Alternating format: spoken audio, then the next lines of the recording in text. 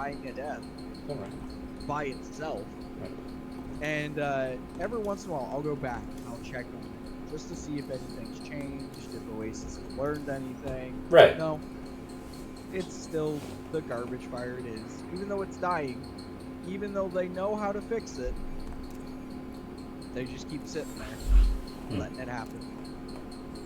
And so with this game, MSF, I am so, like, I'm like paranoid from having lived through the Naruto online events. Where I'm like, God, please don't let this be a thing where I, go to this new community of a game I like. Right. And it has the exact same thing happen. Sure. Like, my nightmare was that I was going to come to this game and have the exact same fucking thing happen. Where I show up and it's just pay to win and no one gives a fuck and nothing matters and we should all just cry in a hole. And one of the biggest things is, I think something that really helps this community is the fact that its ambassadors to the company are fucking honest and actually get angry. Interesting. That helps this community so much. Because when something is bullshit, they call bullshit. Okay. And I think that helps on such a legitimate level where they're one of the biggest things with, the Naruto Online fucking community, the guys that we were our ambassadors, was everyone in the chat, everyone playing, watching, screaming bullshit. Watching bullshit, screaming bullshit, going, what is this bullshit? And the guy who is supposed to be our ambassador is going, it's fine, guys, really. It's not that bullshit. And we're all going, are you seeing the same thing we're seeing? This is literally the definition of bullshit. Fuck you. And so, I think it really helps, because the last few times when Scopely's done some shit, the fucking ambassadors are just as mad as we are. Right. They're fucking coming on and being like, this is horse shit. Have you lost your fucking mind? Did you forget what the fuck you're supposed to be doing? And I think that helps the community so much, and it helps. In reality, I think it helps the company. You think? Because the thing is, like, as much as people here will get mad at the company for doing dumb shit, right? It'll be like, fuck, man. Scopely's gone and done something dumb again. Scopely fucked up again. Fuck Scopely. Right. There's that, like, we also know that there are people who work at Scopely. Scopely never becomes this amorphous, blob of just corporate people that Oasis people. Right. Where people were calling for blood. People were calling for jobs. People were calling for oaths. There were people on Reddit calling kids get taken away from Reddit. And, it became, essentially Oasis presented themselves so often as, don't fuck with us, we are the big bad company. Right. That when they pushed too far, people's reaction was, why do I care what happens to you? You're just a company. Right. You're not a person, you're a company. And if you were a person, then you wouldn't have stood by and let this shit happen. True. That's a good point, yeah. We're at like Scopely, it's like something's bullshit, and you got the fucking representative going, this is bullshit! And then the people at the company go, alright, look, we can admit, that was bullshit. That was on us. That was on that. We shouldn't have done that. We're sorry. So, one of the big things with, like, because saying sorry doesn't feel all. And gamers especially are salty motherfuckers. Right. We have a tendency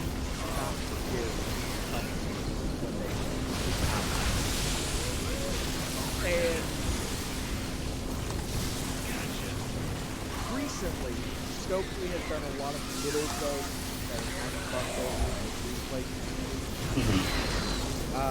Specifically, one of the biggest ones being their release of essentially super powerful characters. Right. So right now, or not, but for the last 2 years since Endgame came out, the best fucking team in the game, Right. has been Black Order. Okay. So it's Thanos and his squad, right? Right. That has been the best fucking team in this game, hands down, for the last 2 years. Interesting. Geez, that's a long time to not have a meta change at all. Yeah. Well, because the smaller metas have changed around it, but just it hasn't changed. Right. And it's mainly because the entire idea behind Black Order is that when you put them all in the team with Thanos, each one of the characters gives Thanos one of the stones. Right.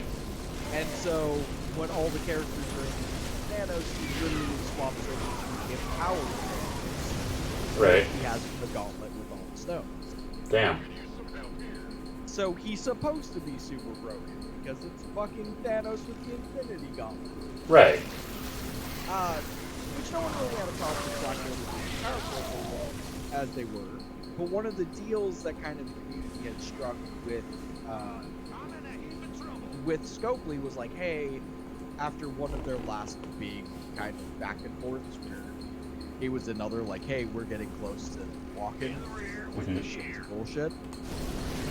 After one of those, Scopely made a promise that from now on,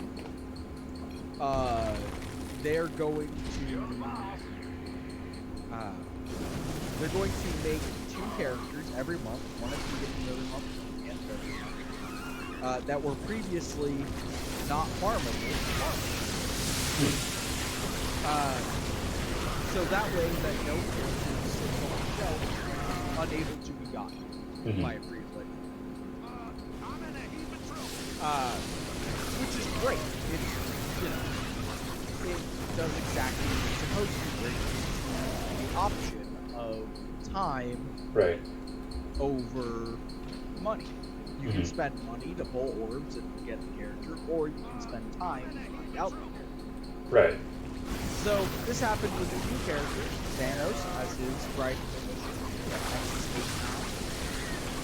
Good luck getting there, but it exists. Right. Honestly, Yeah. on a free play, that's all that matters. I just want it to exist. I just want it to be possible. Ebony Maw doesn't have a grindable location, but he's a legendary, so he has an event that comes around once every year. So that one's fine. I guess. Because that's just how all legendaries and not even okay. So even pay to win has to Right. so legendary sides.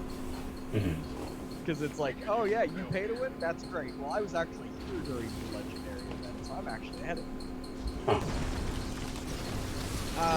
Proxima Midnight. She has hers. She's on tier 2-9.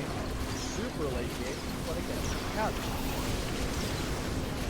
And Corvius Blade got added to the arena stage. So again, he has one. Well, the last character, Cole. Cole is only collectible through premium orbs and mega. Okay. That means that the only non-farmable character after 2 years. Interesting. And I'll remind you, you need all of them in order for Thanos to become empowered Thanos. Right. And have his home. So if you're a free-to-play player, right? and let's say you got really unlucky and never pulled a gold shard this entire time. Right. Right? Not once in any of your free orbs did you pull a coal shard. Which, by the way, you do have to pull, I think it's like 100. I think it's 110 to unlock him the first time. Before you can even start using him. So you would have to pull, you haven't pulled 100, not even you haven't pulled enough, you haven't pulled enough to unlock in 2 years, right? Right. But you could be at the end of the game, you could be at the newest content, the Doom raids that are just now releasing, and still not have Black Order. Simply because Cole doesn't have a way to be farmable. Right. So this issue gets worse when we just had the drop of the Uncanny X-Men. Because the Uncanny X-Men were supposed to be another top-tier, rivaling Black Order team. They dropped, and none of them were farmable. Right. Because they just dropped. But what this means for a free-to-play player is, well, mind you, you could get their legendary, Jubilee. You could get her through the event if you had the correct character. And then you could get shards for Iceman, Cable, and, or not Iceman, Bishop, and Kitty Pryde leading up to Jubilee. And if you busted your ass and got, you know, max and all of those, you might have unlocked them. I unlocked Kitty Pryde on one of my accounts, but I never got Iceman or Bishop. And I've been busting my ass trying. And they still have events going, and I'm still not. Because they're fucking hard to but if you did, right? If you got super lucky, you got Bishop, you got Iceman, you got Kitty Pryde. Beast is another character who has been out for a long time and still isn't farmable and is counted as both the original X-Men and the Uncanny X-Men team.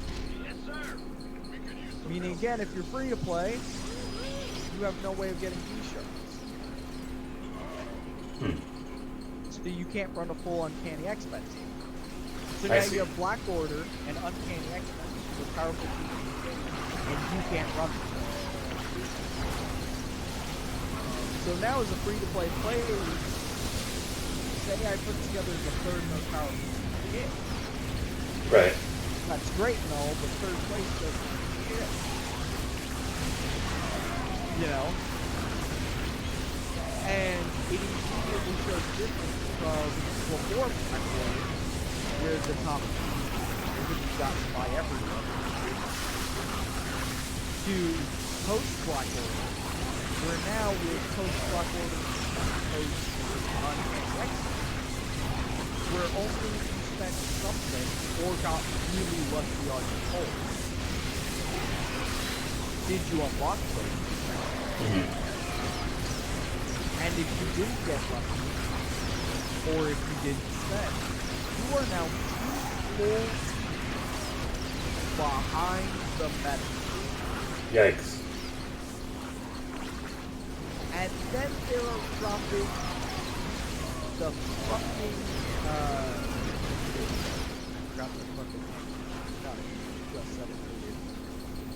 now they're dropping the fucking White Tiger event.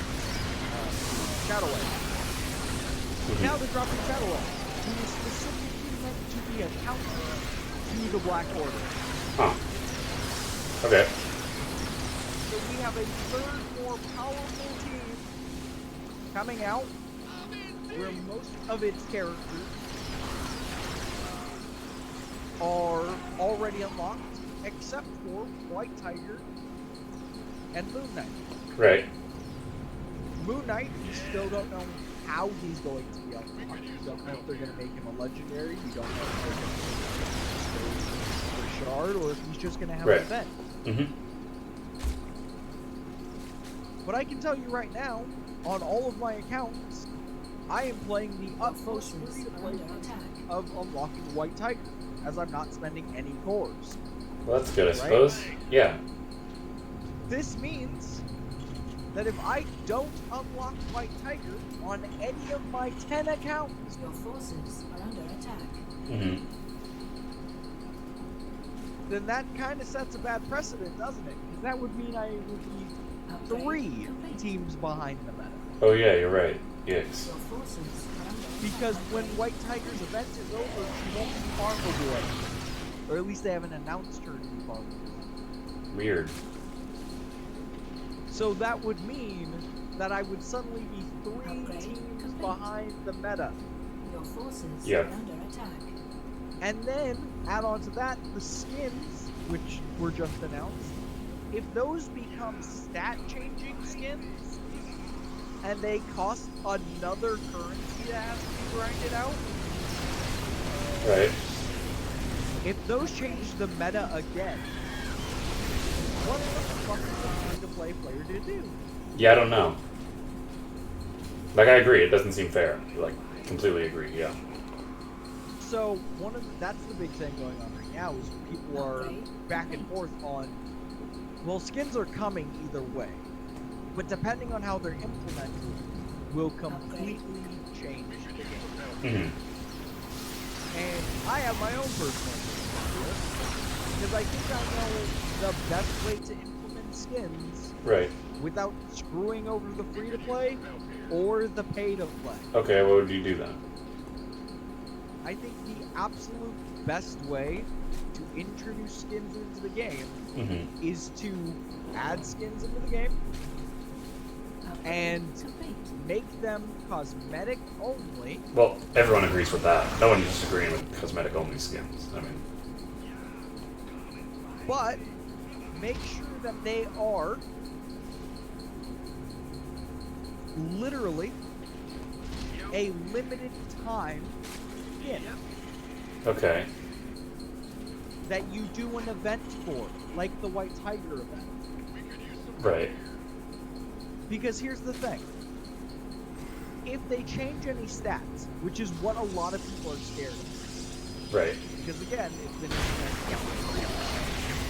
that's what people are scared of. Is someone slapping on a 2003 X-Men skin on their Cyclops, and suddenly you can hit 3 times as hard as everyone else's side. Yeah. That's not what we want. No, I agree. It's bad. Like, duh. But if you give us just a visual option that has to be unlocked during a short period of time, Mm-hmm. maybe a recurring event that's like the legendaries, where it just swings back by every few months or every year, Right. no one cares. But the pay-to-play will be happy with it. Because it can become bragging rights like it is in WoW. Like it is in League. Where it's like, ah, yes, you also have the Black Order, but do you have the 1980s Black Order? Good lord. Where they're all clad in stretch pants and gold. Right. You know, it becomes a bragging right of that alone. They just look nice. Mm-hmm. They just, hey, yeah, I see that you have, you know, fucking the Uncanny X-Men. Well, I have the Uncanny X-Men from the 2003 movie. Where they're all in black tight leather. God, what a great look for them, honestly. And, you know, like, or like, hey, I see you have the Hulk from the Avengers movies. Well, I have the Hulk from the old cartoon, where his hair was shaggy. And he didn't look exactly like Banner, but green. Goddamn. Which it still makes me laugh that the Avengers Hulk looks like Banner. Like Right. when he goes Hulk, Oh. his face still looks like Banner. Yeah, that bugs me. Because like, I guess it's because their entire fucking gimmick for the fucking Avengers Hulk was that Hulk wasn't his own personality. But I thought he was his own personality and then they got mixed together. Now he's Smart Hulk anyway. Which doesn't make it, because in the I hate it. comic, they're their own people. They're just stuck sharing a body. Right. That's kind of the And yeah. them getting mixed together wouldn't make any sense. Because Yeah. they're not two parts of the same mind. They're two separate people. Right. Upgrade complete. Like, you wouldn't... It's not how that works, you know? No, I completely agree. Yeah, because like I always thought it was like a Jekyll and Hyde situation, Yeah. right? Like that's the Exactly concept. what it is. I don't know. I mean, I don't know when they wrote it if that's what they were going for, but that's how I've always thought of Kind it. Like Jekyll and Hyde. Because the idea behind Jekyll and Hyde is one guy who's gone insane. Yeah, and he's like bipolar or whatever. Yeah. Where the idea behind Hulk is that, what if that other voice was actually a different dude? Right. What if it wasn't just another voice in your head that is you, and you're going crazy? What if someone else's soul is in your head? Right. Like, Hulk is his whole own-ass thing, which is why him and Banner stuff control.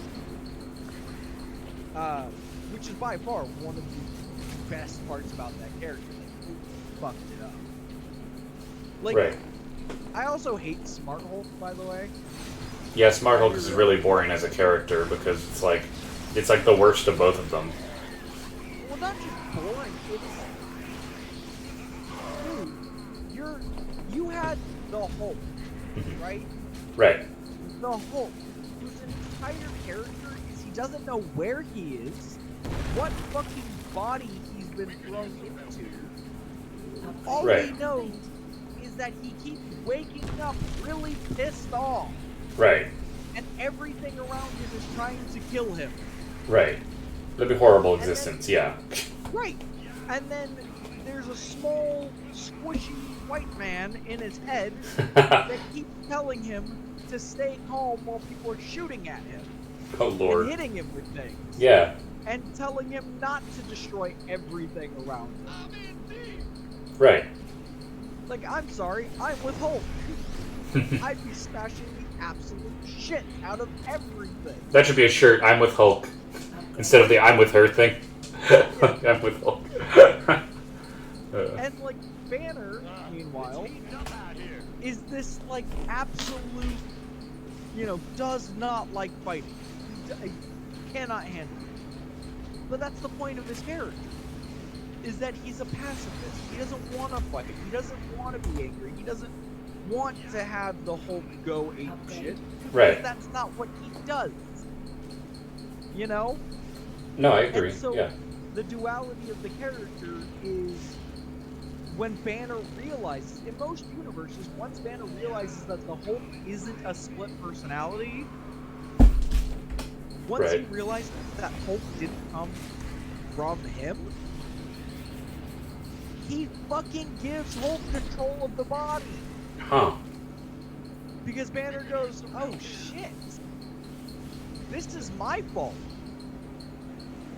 When I got exposed to that gamma radiation, it somehow put you in my body. Which that never understood. I never understood that though. Like, how did a Hulk from Planet Hulk get into Banner from radiation? That never made sense to me at all. Hulk is from a different dimension. So when Banner's bomb goes off, it essentially rips open a hole in space-time. Right. And at the same point on the opposite end of space, it deatomized the fucking Hulk. And then his brain, or essentially his soul, had nowhere to go, and so got thrown into Banner, also being exposed to the radiation. Interesting. Okay. So they essentially are just stuck inside.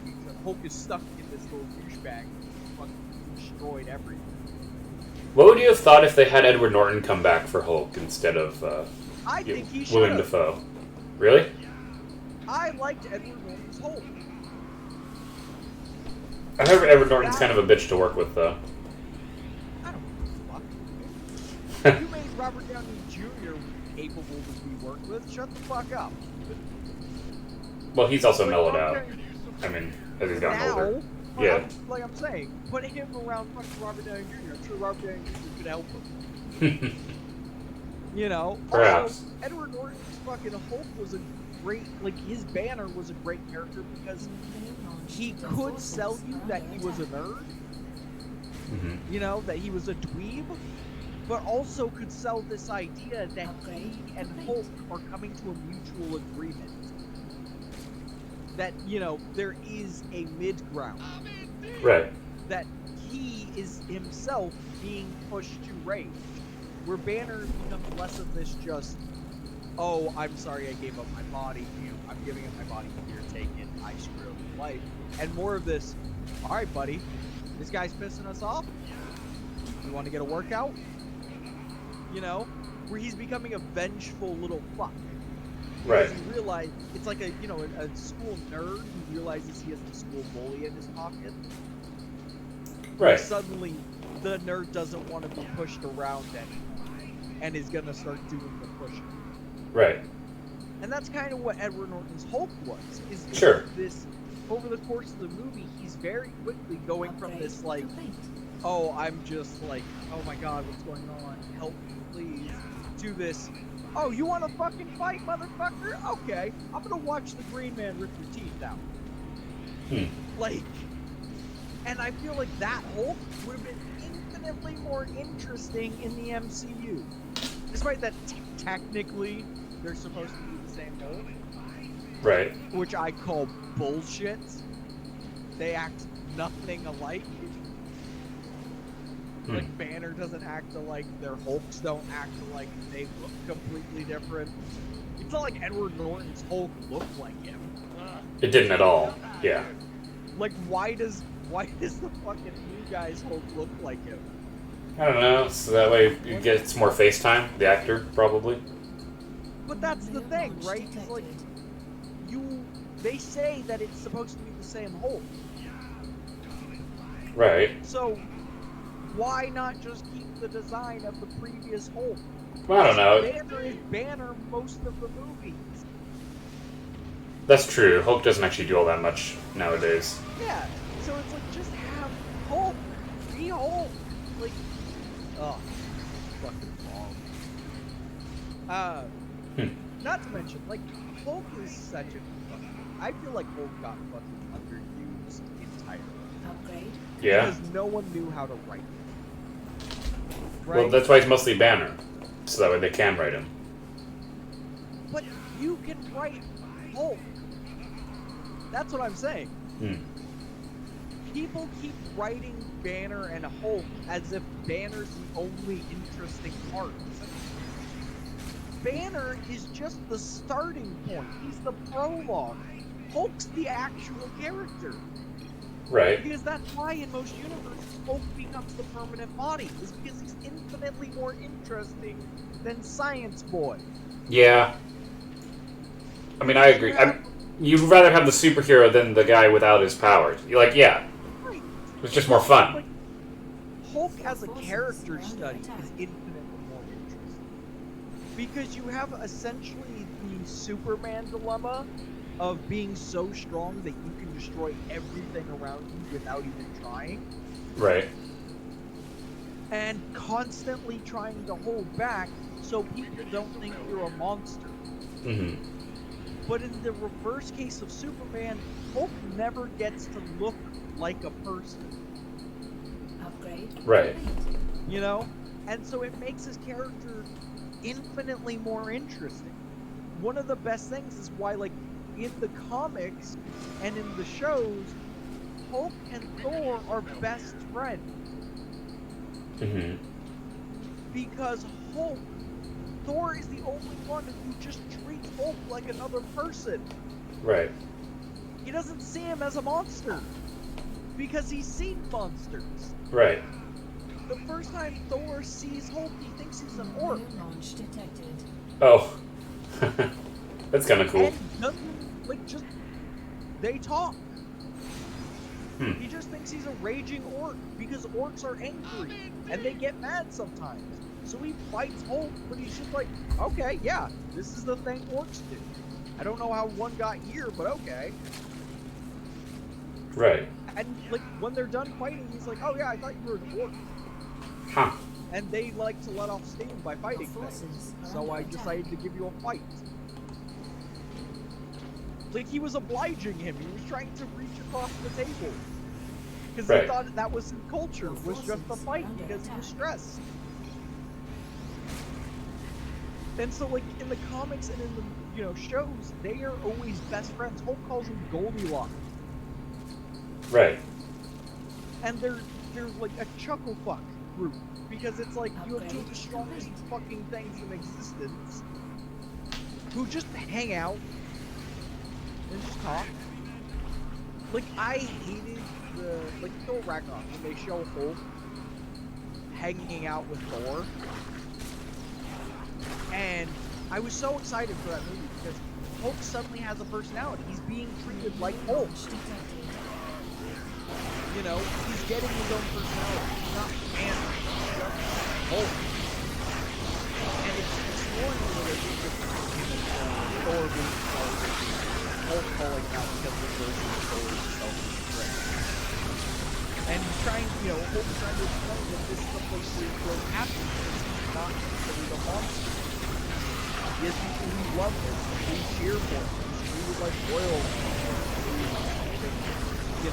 whatever he wants. And Thor is like, look, you have to help me. You have to get back to, Earth. And Asgard would be.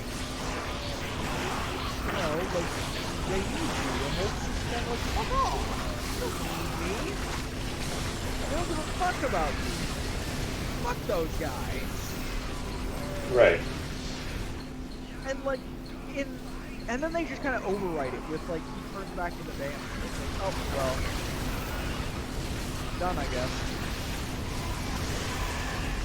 And then it's not really ever brought up again that Hulk should be his own person.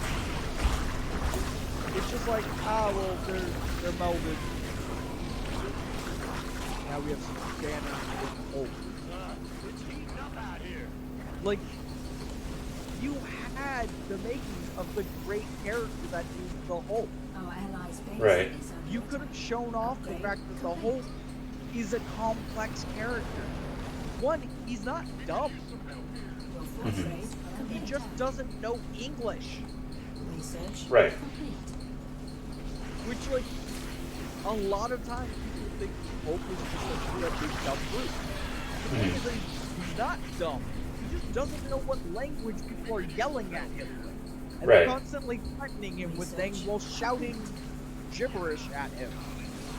Right. Like, be the equivalent of, someone going to fucking, Japan and a bunch of dudes just run up on you and point guns at you, speaking Japanese. You don't know what the fuck they're saying. You're not gonna fucking be like, oh, okay. Right. Especially if you knew you could eat the bullets.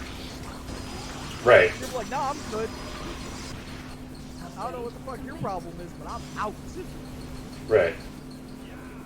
And so, like, Hulk, I really wish it was. Because, like, I like Hulk. And so if I was going to rate Hulk as a movie, I think the best thing you can do is, I would say it depends on when you write him. Because I feel like if you're going to write him now, the best thing you can do for a standalone Hulk is write him as a different Hulk, different universe, who is just already the Hulk. Like, him and Banner have already decided that Hulk is the Hulk. Complete. And just explore the character of the Hulk in New York. In a city that is cramped as shit. A city where there are cars fucking everywhere. There are people everywhere.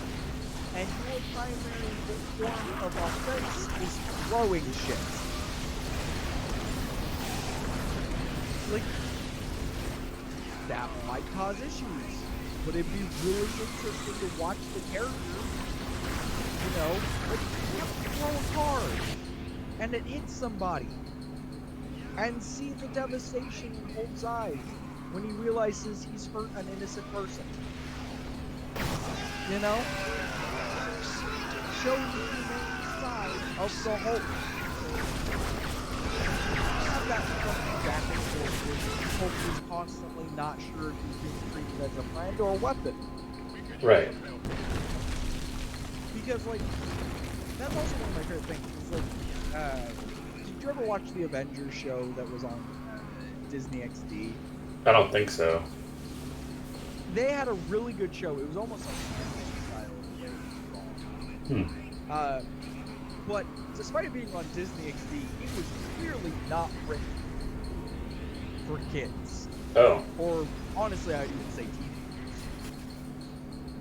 Because it explored so much shit. Like, Banner and Hulk. Banner is literally chained when he's represented in Hulk's mind. He's literally chained up. Like, it shows Banner, like, scraggly, he looks like a meth head, and he's got chains all over him inside of Hulk's mind. Right. And when he comes out, he's disheveled, and he's fucked up, and, like, him and even Hulk has, like, scraggly hair, and is, like, Hulk looks stressed as fuck. Right. You know? And he acts that way. And over the course of the show, there's a lot of times where Banner's constantly trying to convince Hulk, like, hey, you gotta go back, you can be a hero. Right. You know, people with your kind of strength can help people, you can be a good guy. Sure. We don't have to be the monster. We don't have to be the thing they chase away. And then Hulk goes back and he's helping the good guys, only for, an episode later, Tony's talking about putting him on a ship. Right. And Hulk finds out about it. Okay. And so Hulk attacks the Avengers because they're a bunch of cunts. And then you're like, instead of it just being, oh, Hulk's going rampagey again, which is kind of how the right. MCU treated it. It was like, no, it's understandable. He's been betrayed by his friends.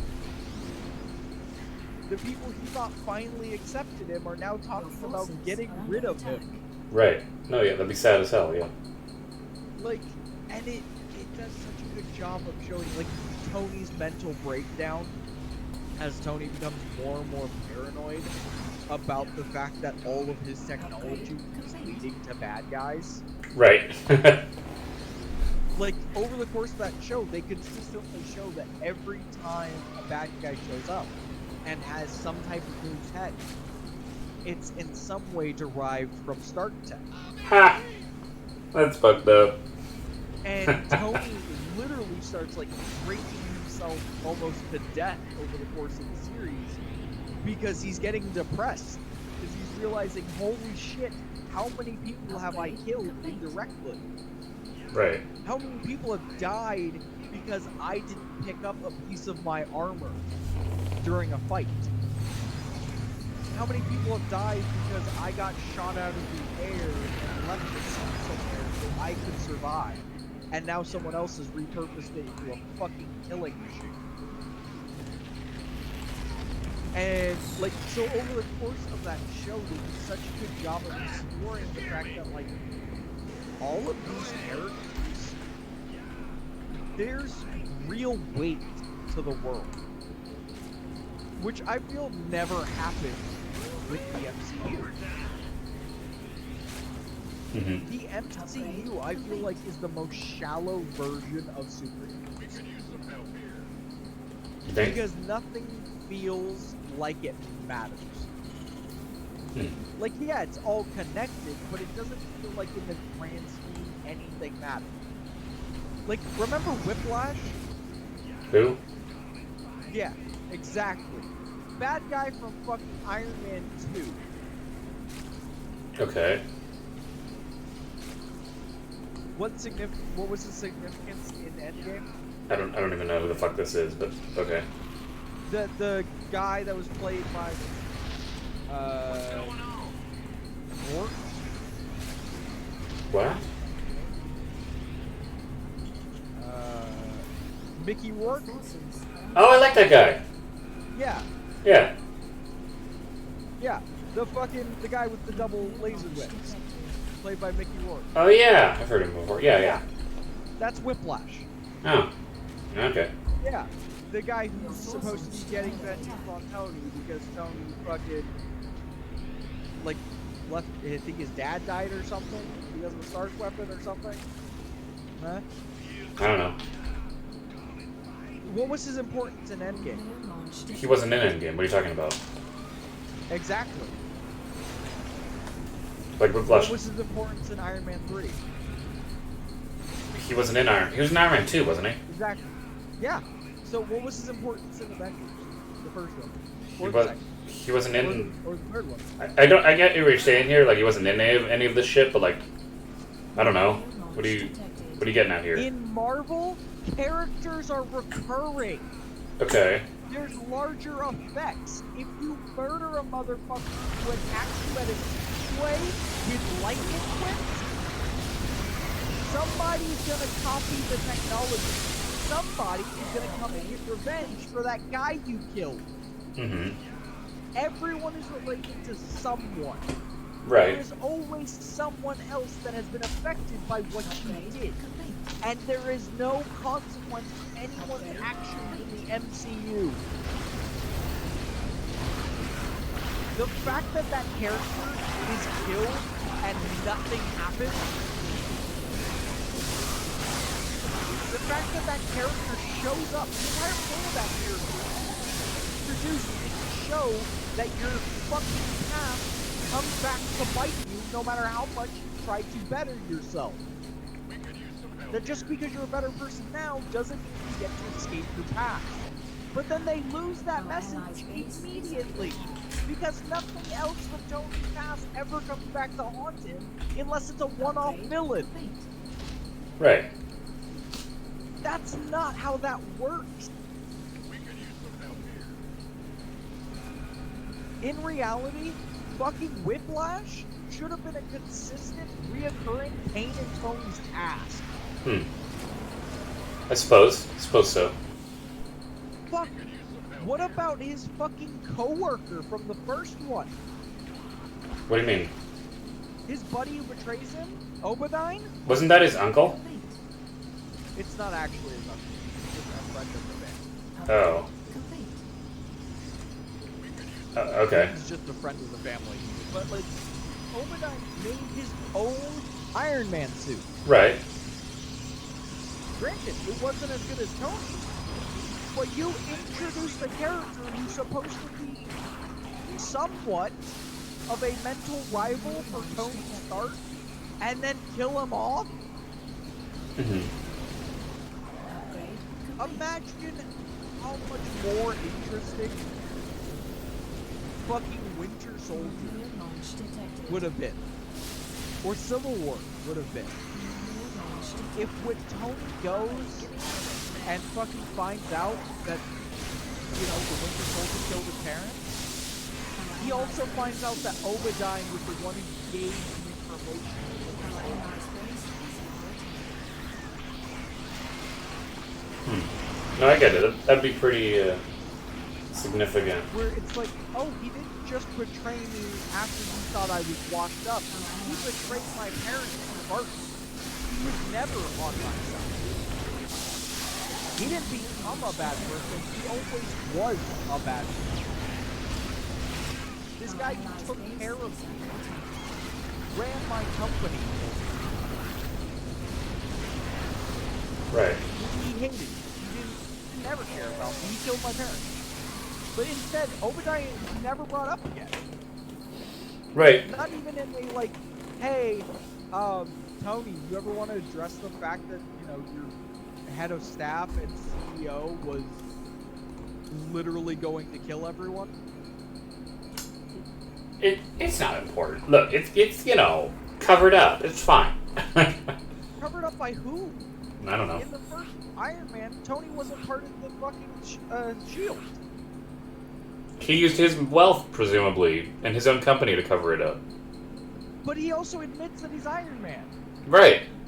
And even if he does cover it up, what does he cover up about Obadiah? You know, the previous CEO of the company, who has suddenly gone missing. Yeah, I don't know. Either way, I'm getting tired of playing StarCraft. I'm going to end the stream here, and I'm going to switch over to something else. So everybody, thank you for watching. Hope you all enjoyed. And we'll be back with something else. I don't know what yet. I'm going to do something else.